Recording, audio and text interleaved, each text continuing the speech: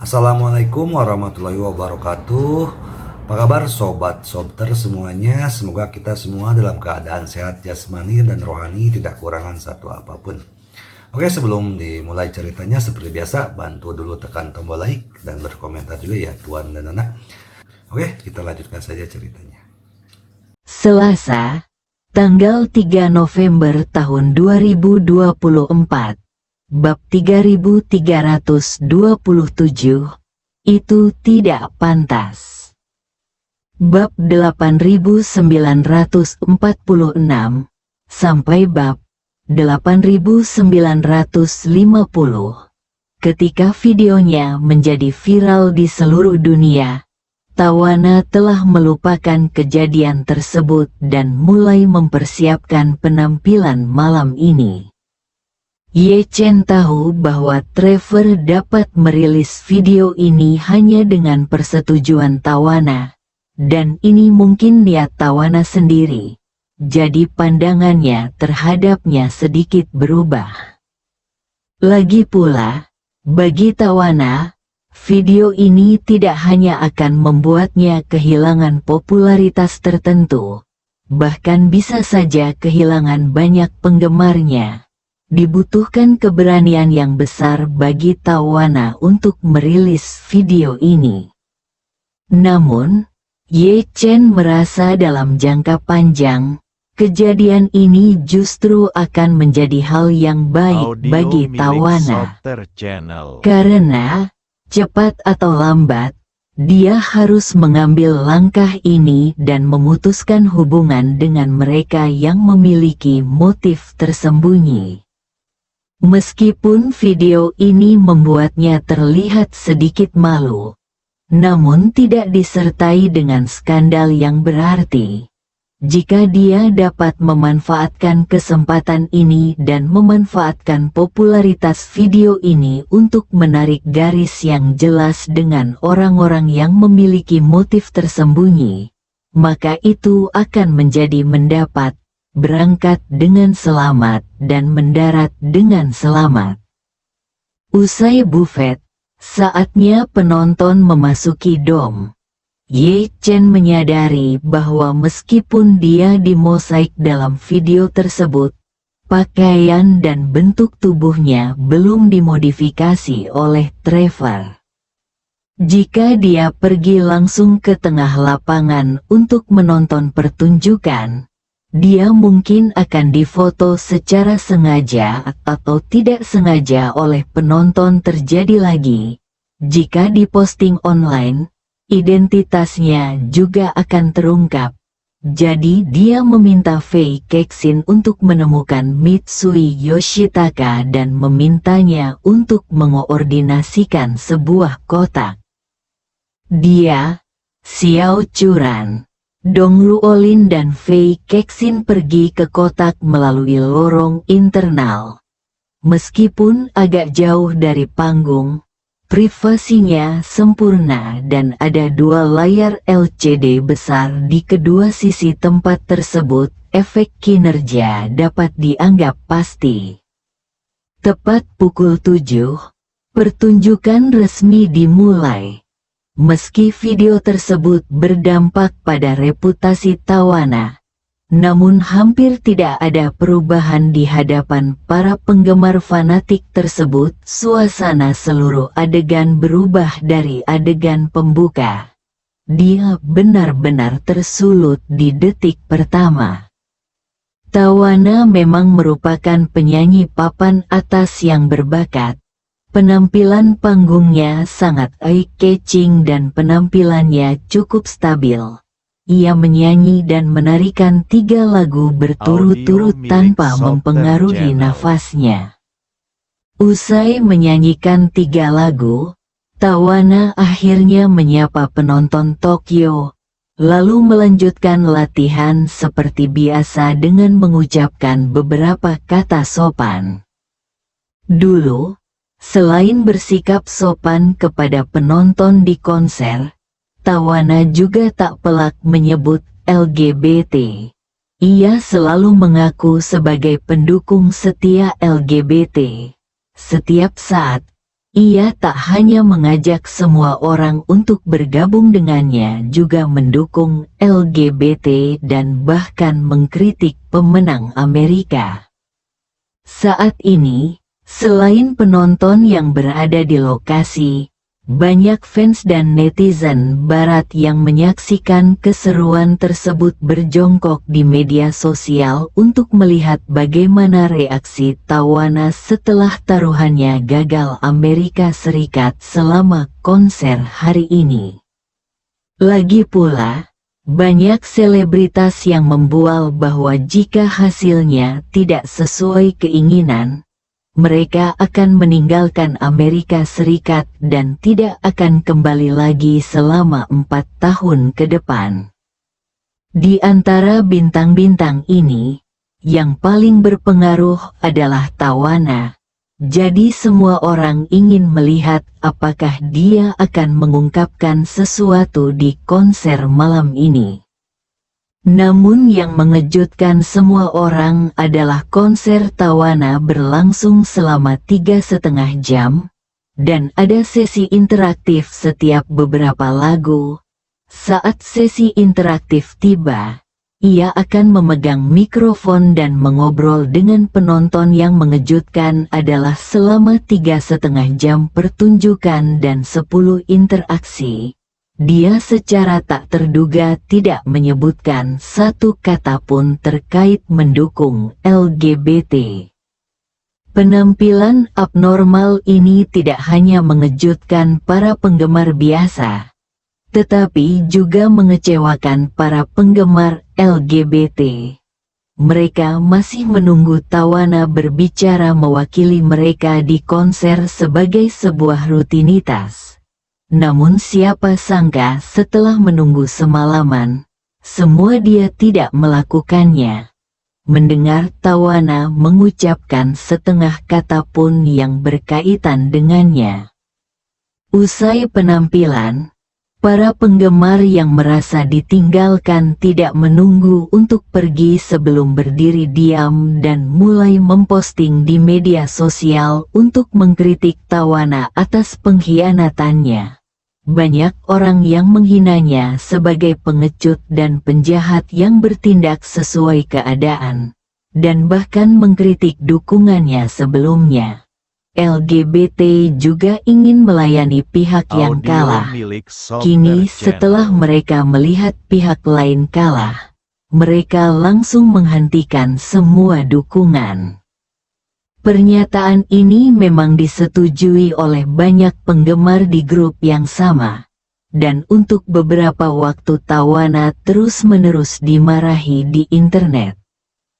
Tawana baru saja menyelesaikan pertunjukan dan mundur ke belakang panggung.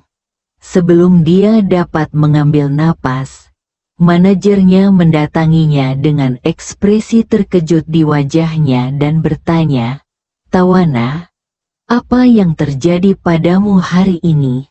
Tahukah kamu bahwa seluruh internet ada di sana? Sekarang menyerangmu.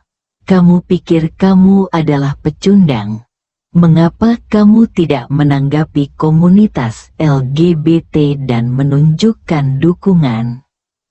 Tawana berkata tanpa ekspresi, "Mulai hari ini, saya hanya akan melakukan apa yang seharusnya dilakukan seorang seniman di depan publik, dan saya tidak akan lagi secara terbuka menentang atau mendukung pandangan kontroversial apapun."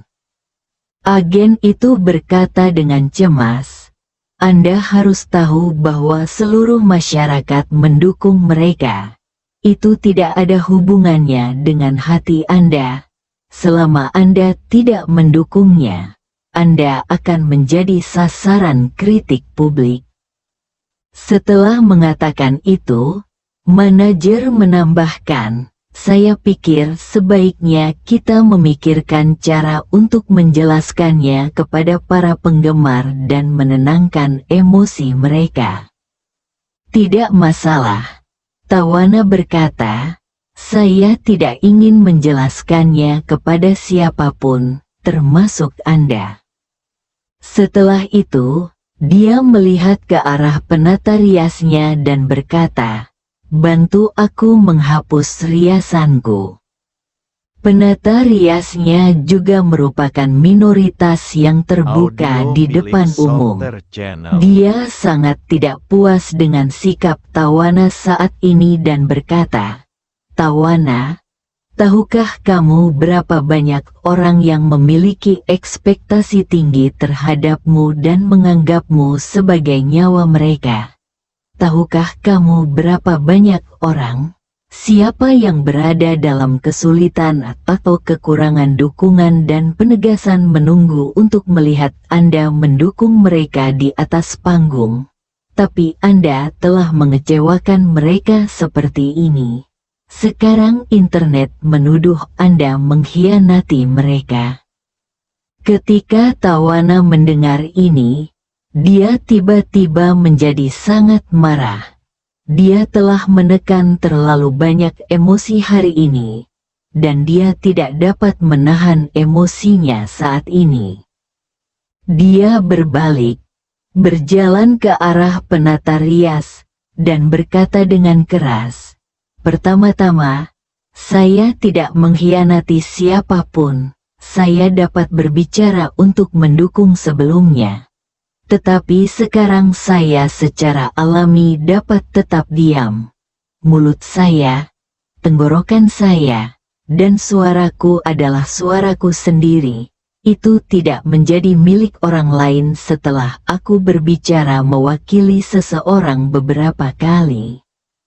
Saat dia berbicara, dia meninggikan suaranya sedikit lagi dan berkata dengan lantang, "Kedua, setiap orang memiliki kebebasan untuk memilih. Saya selalu menghormati Anda, dan saya masih melakukan hal yang sama sekarang. Tetapi apakah Anda menghormati saya? Apakah Anda menghormati diri saya sendiri?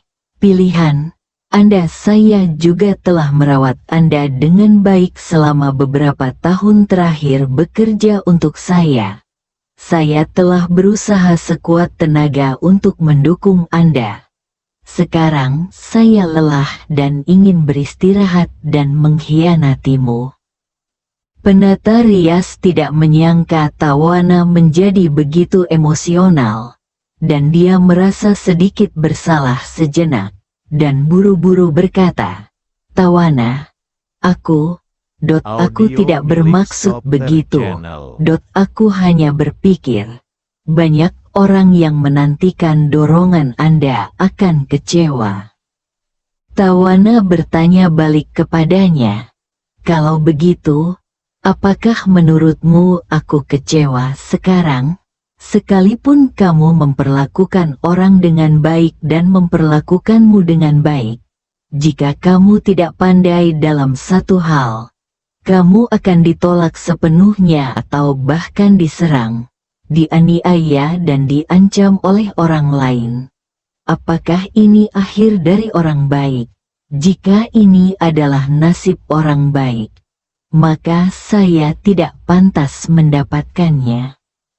Setelah mengatakan itu, dia langsung berkata kepada agennya, "Batalkan kontrak antara saya dan penata rias, dan semua kompensasi akan dibayarkan hari ini."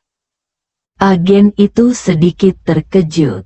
Meskipun dia terkejut, dia segera pulih dan berkata, "Oke, saya akan membuat pengaturannya sekarang." Sang penata rias mengandalkan apresiasi Tawana untuk bisa sukses di bidang ini. Kini ia tidak hanya bisa mendapatkan komisi yang besar dari Tawana, tapi ia sendiri telah memperoleh ratusan dolar di media sosial karena persahabatannya dengan Tawana. Dia menghasilkan jutaan dolar setahun sebagai beauty blogger di waktu luangnya. Tanpa merek emas Tawana, penghasilannya di masa depan pasti akan sangat berkurang. Berpikir bahwa dia akan kehilangan pekerjaan dan reputasinya lagi, Dia tiba-tiba menjadi cemas dan berseru, "Tawana, kamu tidak bisa memecatku begitu saja, ini tidak adil." Tawana berkata, "Kontrak di antara kita dicapai dalam kondisi kesetaraan dan keadilan, jadi tidak ada yang tidak adil jika semuanya dilakukan sesuai kontrak. Saya tahu bahwa hal pertama yang mungkin Anda lakukan ketika keluar dari sini adalah online mengkritik aku. Tidak masalah. Aku tidak akan membayarmu $1 pun lebih sedikit."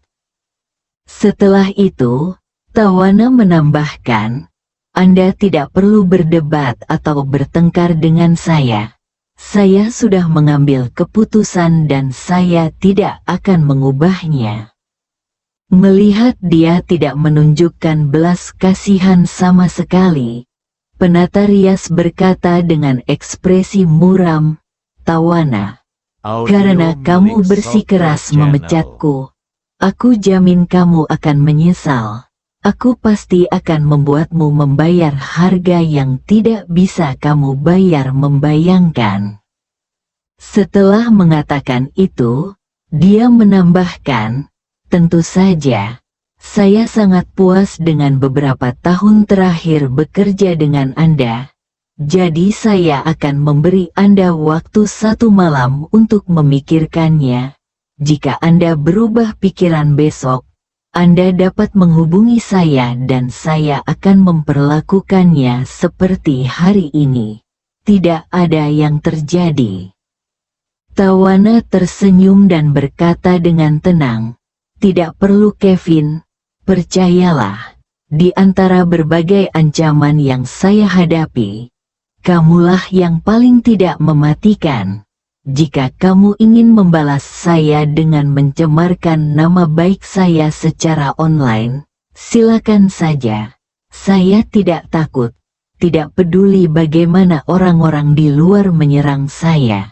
Saya tidak takut. Aku sudah memikirkannya.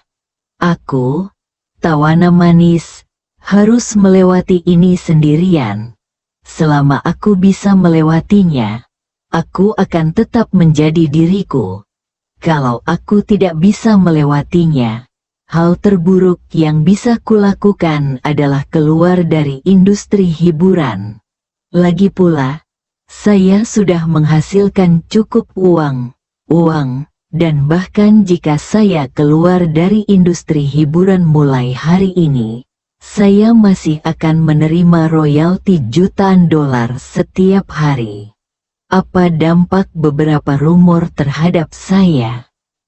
Sambil berkata begitu, Tawana memandang ke arah pihak lain dan mencibir, "Itu kamu Kevin. Kalau kamu dan aku bisa kembali bersama dengan mudah, kamu masih bisa keluar dan terus mengembangkan bisnismu sendiri dengan nama mantan penata rias Tawana. Karir. Tetapi jika Anda menargetkan saya, maka saya akan berbicara secara terbuka dengan Anda." Gayung bersambut, "Saat itu, di mata orang luar, kamu akan menjadi wanita jalang yang menerima bantuan dan dukunganku, lalu menggigitku secara bergantian. Menurutmu siapa lagi yang berani membiarkan orang sepertimu tetap ada? Sampah tak tahu malu sepertimu di media sosial." Bersambung.